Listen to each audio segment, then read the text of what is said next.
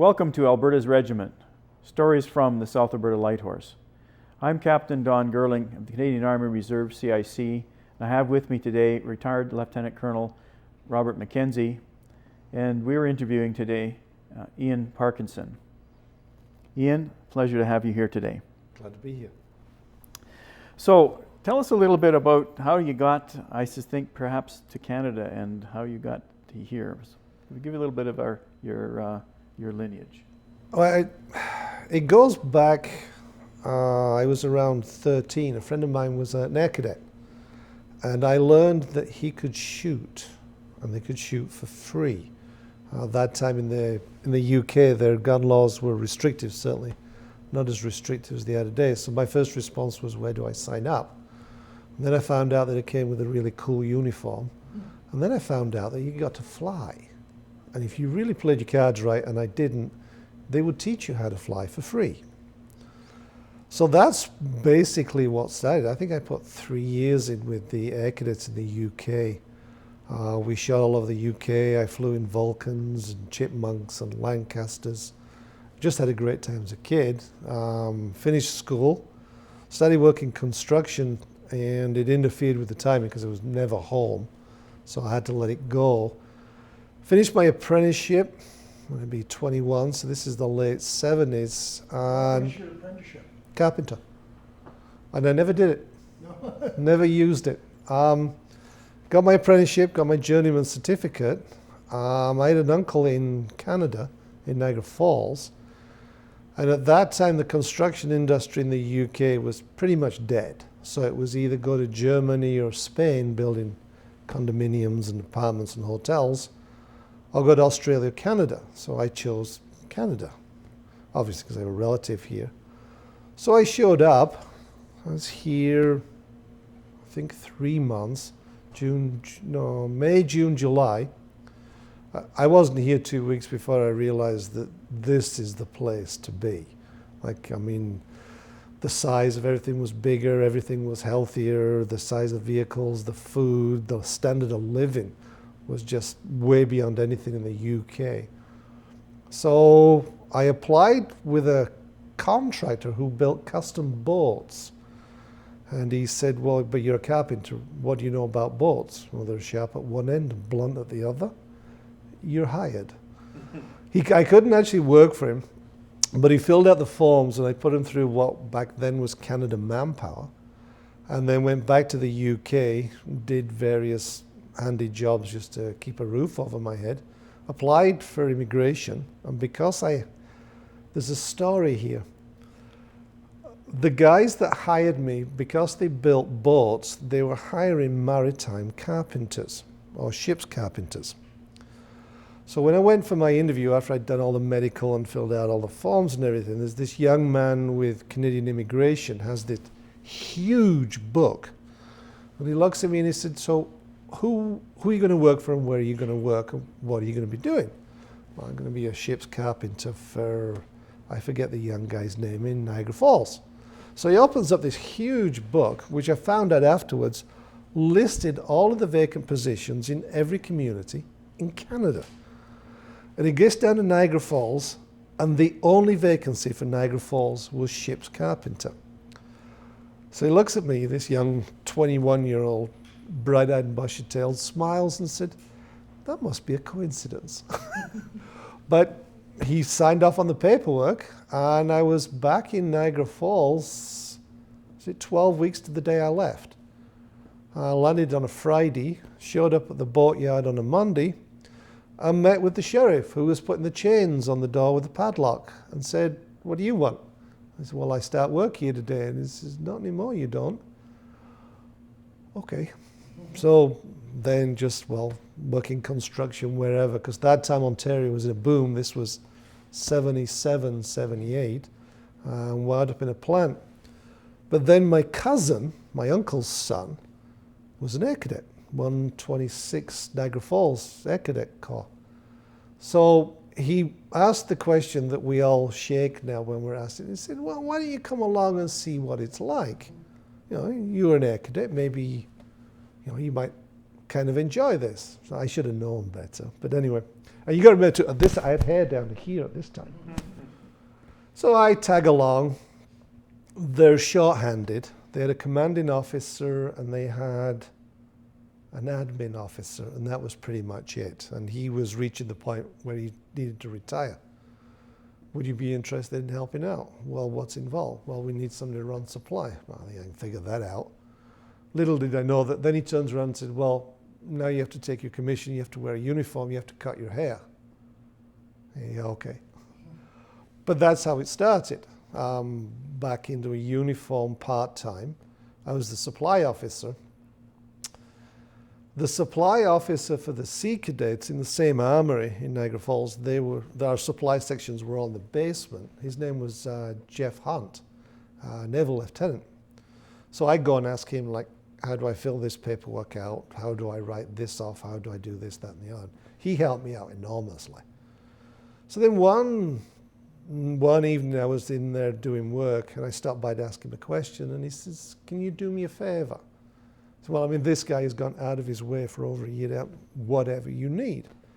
He says, well, I have this young female officer cadet. She needs to go to Downsview for a uniform.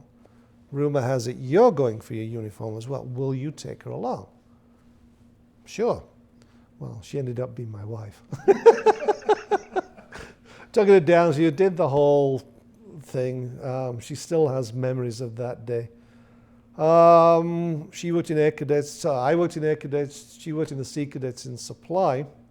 She graduated nursing school in the summer of '79. I was working in a plant at that time making porcelain insulators for Ontario Hydro. The plant's long gone, but I still have fond memories of that job as I drive by the power poles. She graduated from nursing school. The only two places that offered her an interview was a slum hospital in Pennsylvania, which she did not want to go to, and Fort McMurray General Hospital hired her over the phone, sight unseen. So she turned around, she said, I'm going to Fort McMurray. Because my first question was, where's that? So we dig out the map and look, and it's like, you know, here's Ontario. Whoa, way over here. But she left on the airplane, 2 suitcases and a cardboard box. And I said, well, give me a couple of months, I'll figure out what's going on here. I went and talked to he was one of the guys that trained me, he's one of my mentors. Eldred Fitzgerald was his name, and he was from Quebec. And he basically said, go, get out of here. You know she's the one you want.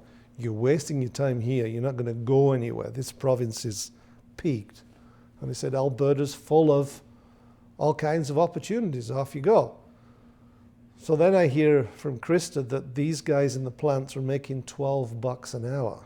This is in 1979. I'm making $7.50 on shift work and thought, I had the world by the tail. Turned my apartment in, resigned my position with the Air Cadets, turned my uniform in, load whatever furniture I have in my van, and westward ho. That was quite a journey that took me 5 days. Being a Brit, I had no concept of the size of this country. At the end of that journey, I did have a very practical concept of how wide. Wound up in McMurray, wound up starting a job in construction. One of the people we met in the Legion happened to be the commanding officer of the Army Cadet Corps, 2803. They were affiliated with the Airborne at that time. So I got to talking to him, and again, he's typical Fort McMurray. He's short-handed. He had a couple of guys, but they were family issues and one thing or another. So I said, sure, okay, I've got my commission. And now they call it CIC. We used to be the CLC. Yeah, way back when.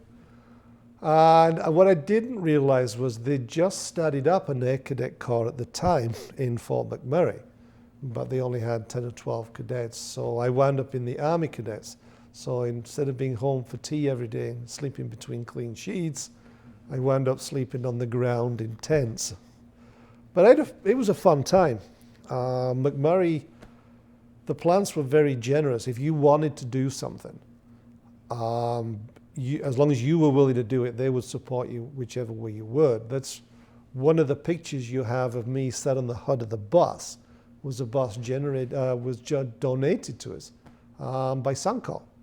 Used to be Great Canadian Oil Sands. Here, we're not using it anymore. Off you go. We had problems with support regiments. We had the air bomb, but they had other issues that took up their time. There was a couple more that we had the Loyal Edmonton Regiment for a while, but again they had manning issues and really didn't have the time or the finances to help us. And we wound up, sometimes I wonder if we were fobbed off on the 8th Field Engineers in Edmonton. They were short of bodies, both officers and basically other ranks. So it was an annual inspection. Major Fonstad had come up with his regular support staff. He was Sergeant Montague at that time. And we got to talking after the parade, and they were talking about how they'd love to help, but they don't have any money. And I said, well, we're used to this. We're glad you're here. But they said, well, we're always short of bodies for bridge building, recce, headquarters, exercises, this kind of stuff. Would any of the cadets be interested? If you can get them to Edmonton, we'll feed and clothe them, and then we'll ship them back. Well, the Legion said for the price of a Greyhound bus ticket, ship them off. But the cadets couldn't go on their own. They needed a leader. They had to have an adult with them. So I went along for the first one. They took one look at me. Okay, here's this lieutenant. He's obviously in greens, so he's obviously slept on the ground. I'd worked in the plants then for long enough, developed some leadership skills. They handed me a platoon and a deuce and a half, and off you go.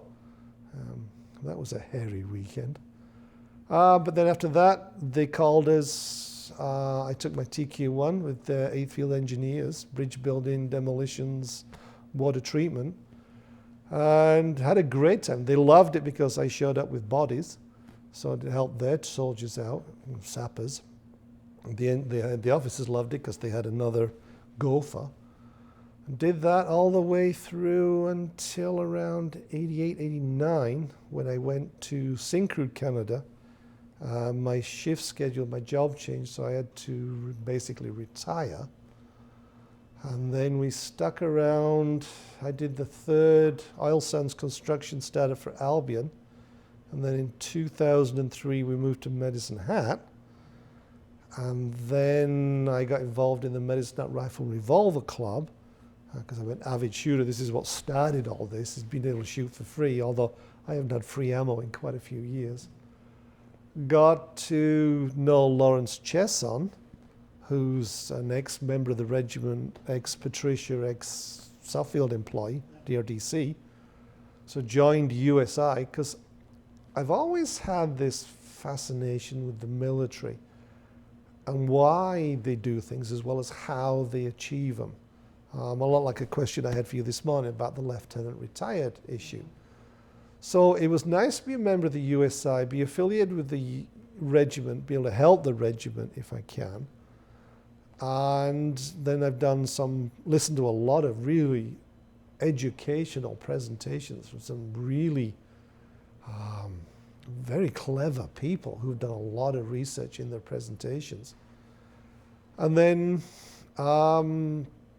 it tied in with, I got hired on at Suffield, originally in the water treatment plant. That's how I got my camel's nose under the tent flap. And then moved into G6, which is my IT background. That's been my career now for the last 20 years. And then this whole... G6 is, for viewers who don't understand, what is G6 in the military organization? Basically it's the signal corps. So the G6 is responsible for all communications of any type, stripe, or color for whatever is demanded by their clients. So we do phones, we do computers, we do secure networks, we do cell phones, public address systems. How did you get a background in IT, though? You mentioned you were a carpenter in Niagara Falls, or in England. And then you worked in the porcelain plant, and then you worked up in Fort McMurray doing what in Fort McMurray specifically? When I first landed in McMurray in '79, I wound up working as a maintenance man for the company that owned the apartment building we lived in. It was McMurray Imperial. I don't even know if they still exist. So I was working for them. Bill Harvey, who was the commanding officer of the Army Cadets, worked at one of the oil sands plants. I casually mentioned, I think he actually casually mentioned one night, would you be interested in coming out and working for us? I knew absolutely nothing about oil refining or oil production. And so casually, yeah, probably. The money sounds pretty good. I'll give it a try. So they called and said, show up for a job interview. The guy I was working for as a maintenance carpenter basically said, go. I cannot pay you as well as they can, or the benefits or the time off. So I basically showed up thinking I would be some kind of laborer, but I wound up in this system.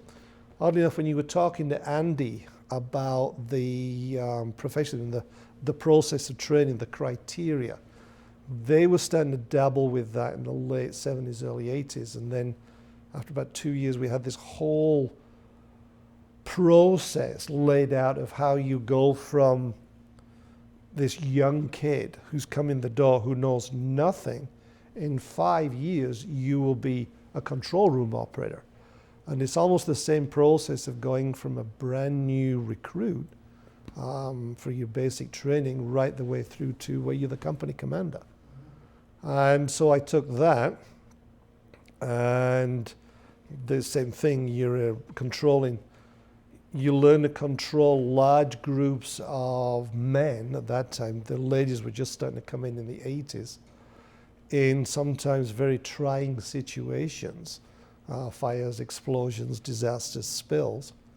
And I didn't realize it at the time, but my military training, as both my lieutenant's call, my engineer's training, played right into this scenario. So when something went wrong, I was just barking orders on the radio and things would happen. It was 2 days after, when the adrenaline finally burned off, that I'd shake like a leaf and wondered what I'd done. And then in the mid-90s, there was this big, huge downturn in the oil business. So Syncrude, Suncor, Imperial, Petrocan, Husky, Global were all laying off, and I got let go. So here I am in my very early 40s. Now what do I do? So I went back to Canada Manpower and said, okay, do you have a course for guys in their 40s who can figure out what it is they want to do when they grow up? Because I'm in my 40s and I got to figure out what it is I want to do when I grow up. And she said, well, it happens. We have this 6-week career development course. We'll extend your unemployment by 6 weeks if you go and take it. Sure. So I go to Keano College in McMurray for 6 weeks. We take this whole building your resource, developing networks, interview skills, and this whole testing process of what you're good at or what you have aptitude for. So all the military, organizational leadership stuff bubbles to the top. And so did computers, which I thought was hilarious, because I have to admit I was scared of the stupid things. You got an aptitude for computers, you should take this on as a career. It'll take you through to your 60s. It's a growing industry, blah, blah, blah, blah, blah, which it was. And because we were in the college, they had a computer information systems 2-year diploma. You take this, we'll help you take it. Okay, so I went for it. I took my first year as a full-time student. They hired us on a part-time basis, about 10 hours a week in their computer department, basically just hauling stuff around. And one of their techs quit and moved to Edmonton. So I applied for it on a whim, even only having half of my diploma, thinking, well, they'll have to at least give me an interview. I'll just get some practice under my belt. Other than that, I'll go back to school. Well, they turned around and offered me the job. So it took me 5 years to complete a 2-year diploma, because then I had to do it part-time at night or during the day. So then the college pretty much went through some changes, and I wasn't going to be able to go anywhere. I was to wind up still being a computer tech, and they were talking about outsourcing and one thing and another. So I moved to Albion Sands, which was 90% Shell Canada, the third oil sands plant startup, and the first one in over 30 years. Worked for them and their start. We literally started from a grass field. Was the old oil sands lease 13, and built an oil sands plant on it, and upgraded and shipped bitumen to the Shell upgrade and refinery in Edmonton. But then in 2003, the place was up and running. They were doing their efficiency surveys and were looking to reduce the number of computer people. So I talked to Krista and we discussed it, and I said, well, either I go to another plant, CNRL at the time, or we get out of here and we go somewhere else. So she said, well, let's go south. We've always wanted to do that. Well, but actually what she said was Calgary. She didn't really mean anywhere else, but we had a friend here in Medicine Hat. So we came down here and took a look around, and she took one look at the traffic in Calgary on the way out to look at Medicine Hat and went, I think Calgary's a little too busy for me. And we both fell in love with Medicine Hat. So we moved down here. None of us had jobs, because I brought Krista's mother with us as well. So the three of us are just carefree, give up your jobs, let's go. I studied with a computer store before Christmas. I didn't even get Christmas off. Krista studied with the hospital here in January, and we've been ever since.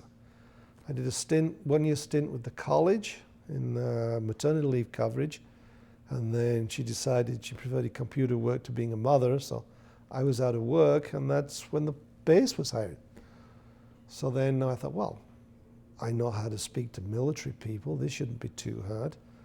And so I show up, I get a job with the water treatment plant, basically as a laborer, which was cool because I got to do everything.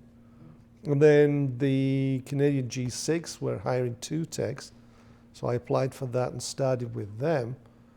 And that's been a really cool job, because I not only get to play with some really high-end computer equipment, but I get to work with Canadians. I get to work with the British, 2 completely different separate sections, and the odd German or Syrian or Iraqi. You speak British. Well, yes. I usually get to translate, because they show up at the front door. The poor Canadians at the front smile and go, just a minute, let me get Ian. But yeah, I knew some of the British military speak, some of their traditions and procedures. I knew a lot of the Canadian ones.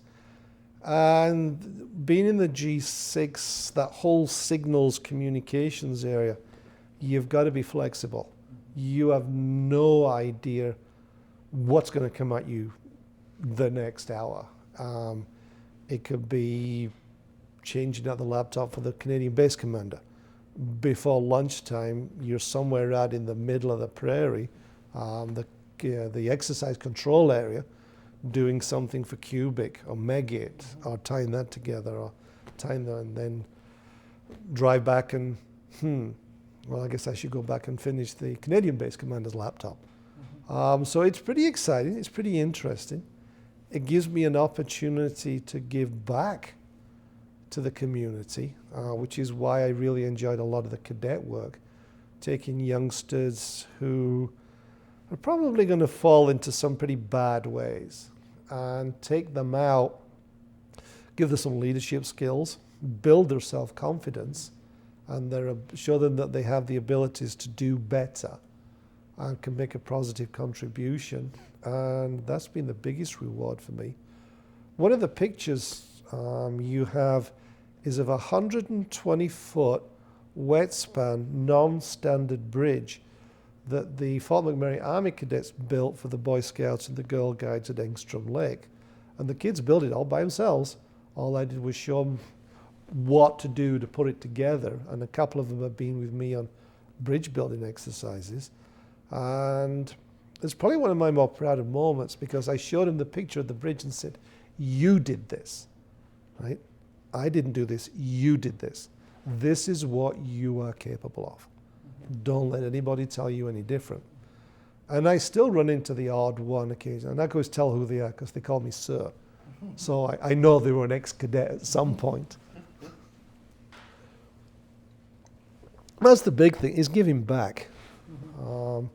Teaching young people, showing them that they can do better, that more is available to them. Have you been involved with the cadets here in Medicine Hat?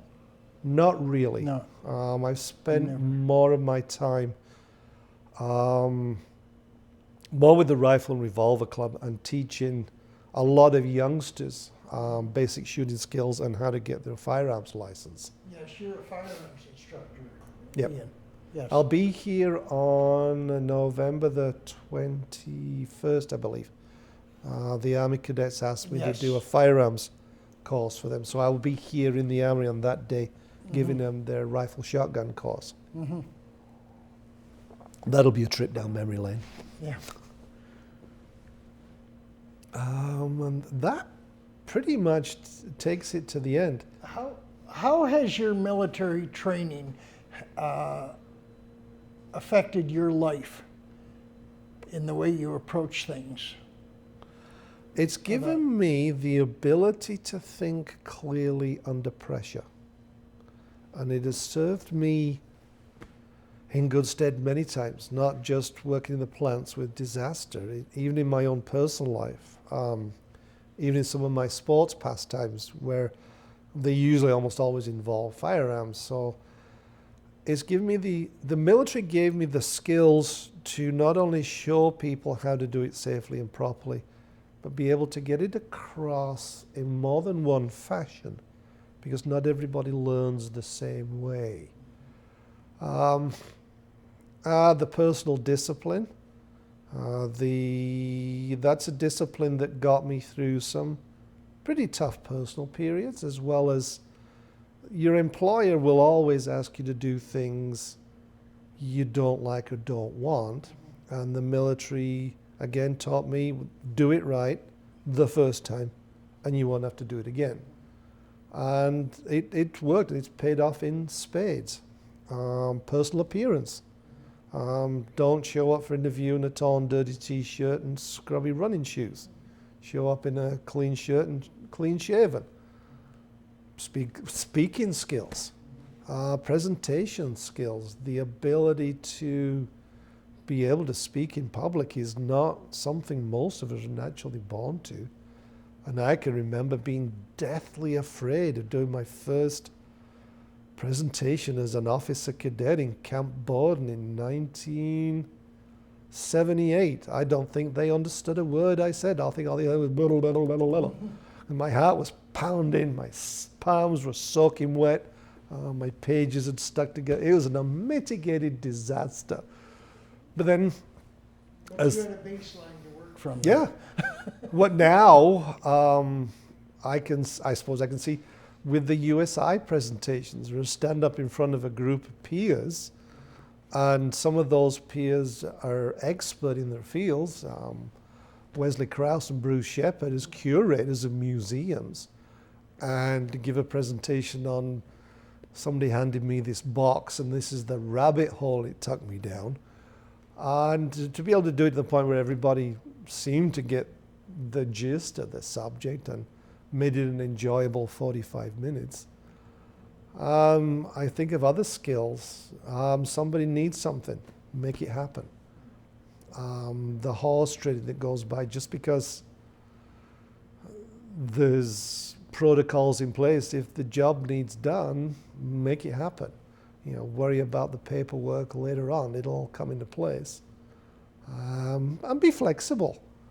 I think that's probably why I enjoyed the engineers maybe more than some of the other combat arms, because as an engineer you make do with what you've got. The decade of darkness was when I spent most of my time. I can remember going from Edmonton to Wainwright with 2 deuce-and-a-halves and 2 of the old deuce-and-a-half dump trucks. One of the dump trucks blew an exhaust manifold on the way back from Wainwright. So we hooked it up to the other dump truck, and there was 4 of us crowded in the cab. Then we blew the automatic transmission on the dump truck that was doing the towing, so we had to switch it around and put our hearing protection on, and then take the very noisy dump truck, towing the other dump truck, through downtown Edmonton to get back to Greaspa on Saturday afternoon. I don't think we were too popular that day. But just the ability to think on your feet and make do with what's in front of you to get whatever tasking is desired. You know, get the job done and then move on from there. And don't let them see you're afraid or don't know. If everybody else thinks you know what you're doing, you're in clover. Also get you in trouble. Sadly, yes, I have done an extra duty once or twice as the duty officer for those imaginative responses. But all in all, I've met some really wonderful people all across, mostly Western and Central Canada, through either the cadets or the military. And, you know, they're friends you keep for life. They're always there. Somebody once told me he was an armoured, you know, he was a dragoon. And he told me the one thing about the Canadian Forces is no matter where you go, you're never alone. You always know somebody. And it's true, no matter where we wind up now. You know, Borden, Wainwright, Edmonton, I mean, Greaspa doesn't even exist anymore. Lancaster Park used to be a little airport, the RAF used occasionally. And gone on from there. So it's been very good to me. Very good, and to my family as well. It's been a great time. I mean, I highly recommend it to anybody that's curious at all. If you're curious about the military, go find somebody and try it out. And of course, you're involved with the Royal United Services Institute. I really enjoyed that. It's a very casual method of rubbing shoulders with some very educated, highly experienced people from all walks of life in the military. And I've really enjoyed being a member of it. And I was glad I have had 2 opportunities to give back in presentations, things that have always been of interest to me, to, in some small way, pay them back for some of the massive awesome presentations we've seen here. And I have to admit, I'm always one of those guys that's, what does that do? Which has got me into trouble more than once as well. And the USI supports the regiment, as well as the South Alberta Light Horse, and various others. And we're involved in the community. I mean, we're involved with the Legion. We do Remembrance Day, we do the gravesite cleaning, and we support the Esplanade and Bruce Shepard and his museum. And we're so, you know, there's such a cross-section that we have feelers out all over the community. And it's just part and parcel, I think, of just who we are in the military is we enjoy what we do. We have pastimes. People are curious. Come on down. Have a look. You need a hand. I've got 5 or 6 cronies. Will come and do whatever. The school buses for the Great War. We did that presentation to provide the school buses so that more youngsters can see the sacrifices their great grandparents or grandparents made. And it's I don't know how to put it, but there just seems to be a can-do attitude that you need something?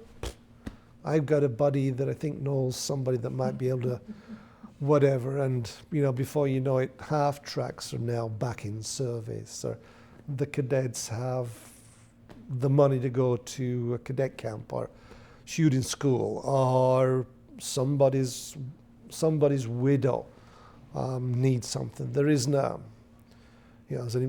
we don't have the money for that. There isn't a fin coder or somebody. It's done, right? and we go from there. And I think it stands us in good stead that we know each other and we know our weaknesses and strengths, and we play to those, and we take care of each other, and that's a community. Well, thanks, Ian. I appreciate you taking the time to share with us some your history and your lineage to the community and to the regiment. It's been interesting, and I hope that you continue with all your other efforts. And I'm really interested in how this firearms training goes. We're going to try. That's a new experiment that we've come forward with. So I look forward to seeing how that plays out. Well, I'm glad to be here. Glad to spend some time with you. Thanks. Thank you very much. This is Alberta's Regiment.